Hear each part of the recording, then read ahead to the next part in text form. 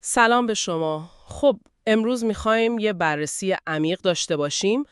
یه مقاله‌ای هست از دکتر امیرعلی رستم داوودپور که شباهت‌های جالبی رو مطرح می‌کنه بین برخورد تاریخی آمریکا با بومیانش و سیاست‌های اسرائیل در قبال فلسطینی‌ها. ایده اصلیش اینه که هر دوتاشون طبق این تحلیل البته یه جورایی نمونه‌های استعمار داخلی هستن. یعنی حالتی که یه گروه مهاجر میاد، جمعیت بومی رو کنار میزنه یا کنترل میکنه و یه جامعه جدید برای خودش میسازه. ما فقط میخوایم نکات اصلی این تحلیل رو برای شما باز کنیم، بدون اینجا خودمون قضاوتی داشته باشیم. بله، و نکته واقعا قابل تأملش همینه که چطور طبق این نوشته یه سری تاکتیک ها و توجیهات توی دو تا زمان و مکان کاملا متفاوت شبیه به هم از آب در اومدن. خب پس بیایید شروع کنیم. اولین نکته مشترکی که مقاله میگه چیه؟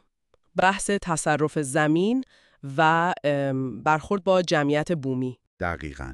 ببینید، در مورد آمریکا مقاله به دکترین کشف اشاره میکنه. یعنی این ایده که چون بومی ها سند مالکیت اروپایی نداشتن، پس زمینشون انگار مال کسی نیست و اروپایی ها میتونن کشفش کنن و بگیرنش. آها. بعدش هم به اتفاقای مشخصی اشاره میکنه، مثلا کوچ اجباری قبیله چروکی، همون راه اشک‌ها تو دهه 1830، یا کشتارهایی مثل ونددنی سال 1890 و سنت کریک 1864.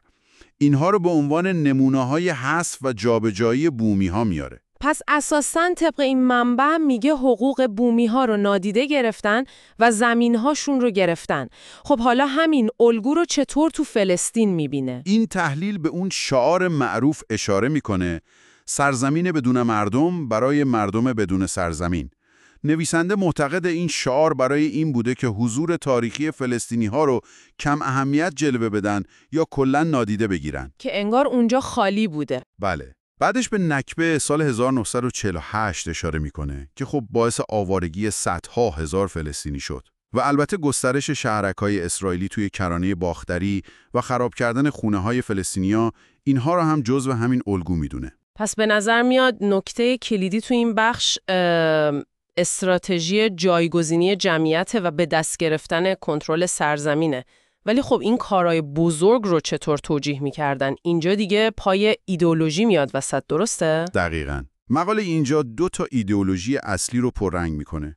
یکی برای آمریکا ایدئولوژی تقدیر آشکار یا همون منیفست دستینی، یعنی این باور که آمریکایی‌ها انگار از طرف خدا مأمور بودن که کل قاره رو بگیرن و گسترش پیدا کنن. یه چیز حتمی و مقدر شده. و توی این نگاه بومی ها چی می شدن؟ خب تحلیل نشون میده که اغلب به عنوان وحشی یا مانعی برای پیشرفت و تمدن تصویر می شدن. اینجوری اون پیشروی و تصرف توجیه می شد دیگه. که اینطور. خب حالا برای طرف دیگه چطور؟ برای طرف دیگه نویسنده به صهیونیسم اشاره میکنه و ایده بازگشت به سرزمین موعود که خب بر اساس یه سری تفسیرهای مذهبی و تاریخی میگفت یه حق انحصاری برای یهودی‌ها روی سرزمین فلسطین وجود داره. تحلیل توضیح میده که چطور در مقابل فلسطینیا گاهی بیگانه یا بعدا تروریست خطاب شدن تا کنترل سرزمین یا بیرون راندنشون یه جورای مشروع به نظر بیاد. راستش خیلی جالبه که چطور طبق این نوشته تو هر دو مورد روایت سازی و داستان سرایی انقدر نقش مهمی داشته تو اینکه کار خودشونو درست جلوه بدن. حالا بریم سراغ مرحله بعد. یعنی بعد از اینکه سرزمین گرفته شد، با جمعیتی که باقی مونده بودن چطور برخورد میشد؟ سیستم‌های کنترل چی بودن؟ بله، مقاله به این سازوکارهای کنترلی هم پرداخته. توی آمریکا به ایجاد رزرویشن ها اشاره میکنه.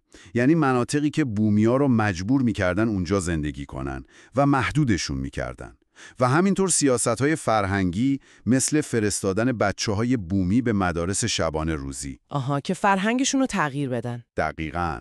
هدف این بود که ارتباطشون با زبان و فرهنگ مادری قطع بشه و توی فرهنگ غالب حل بشن. به اصطلاح همانگون سازی. خب و در مورد فلسطین چی میگه؟ در مورد فلسطین مقاله به چیزهایی مثل ساخت دیوار حائل اشاره میکنه که خب رفت و آمد فلسطینی‌ها رو خیلی محدود میکنه. به ایستگاه‌های بازرسی یا همون چک پوینت‌ها و چیزی که نویسنده بهش میگه سیستم حقوقی دوگانه. یعنی چی سیستم دوگانه؟ یعنی اینکه مثلا تو کرانه باختری برای شهرک‌نشین‌های اسرائیلی قوانین مدنی اسرائیل اجرا میشه، ولی برای فلسطینیایی که همونجا زندگی میکنن قوانین نظامی حاکمه. که اینطور. خب طبیعتاً این وضعیت‌ها با مقاومت هم روبرو شده دیگه. مقاله در مورد واکنش‌ها چی میگه؟ بله، مقاومت رو هم به عنوان بخش دیگری از این الگوی مشترک میبینه. مثلا به مقاومت‌های مسلحانه بومیای آمریکا اشاره میکنه، مثل نبرد معروف لیتل بیگ هورن تو سال 1876. درسته. برای فلسطینی‌ها هم به اشکال مختلف مقاومت اشاره شده. مقاومت‌های مردمی مثل انتفاضه اول دوم، جنبش‌های مدنی در سطح جهانی مثل BDS که همون بایکوت و تحریم اسرائیله، و البته گروه‌های مقاومت مسلحانه. نکته‌ای که تحلیل روش تأکید داره اینه که هر دو طرف، یعنی هم بومیان آمریکا و هم فلسطینی‌ها، مقاومت‌هاشون با سرکوب خیلی شدیدی از طرف قدرت حاکم روبرو شده. بسیار خوب. پس اگه بخوایم یه جمع‌بندی از این تحلیل داشته باشیم، میگه یه الگوی استعمار داخلی وجود داره که مؤلفه‌هاش طبق این نوشته شامل تصرف زمین، حذف یا کنترل جمعیت بومی، استفاده از توجیه‌های ایدئولوژیک و بعدم مقاومت بومی‌ها و سرکوب اون مقاومته. بله دقیقاً. و نتیجه‌گیری مهم مقاله‌ام اینه که هرچند اون درگیری‌های بزرگ تو آمریکا از نظر تاریخی دیگه تموم شده، گرچه اثراتش هنوز هست، اما وضعیتی که تو فلسطین توصیف میکنه یه مسئله فعال و ادامه دار هنوزم. این تحلیل در واقع یه جورایی عینک یا لنز تاریخی به ما میده که باهاش به یه وضعیت امروزی نگاه کنیم. و شاید نکته‌ای که این بررسی برای شما به عنوان شنونده به جا میذاره این باشه، اینکه چطور فهمیدن این الگوهای تاریخی استعمار، حداقل اونطوری که این منبع خاص تحلیل کرده، میتونه کمک کنه که اتفاقای امروزی و بحث‌های پیچیده مربوط به حقوق بومیان رو تو جاهای مختلف دنیا شاید یکم بهتر درک کنیم. یه موضوعی که میتونید بیشتر بهش فکر کنید.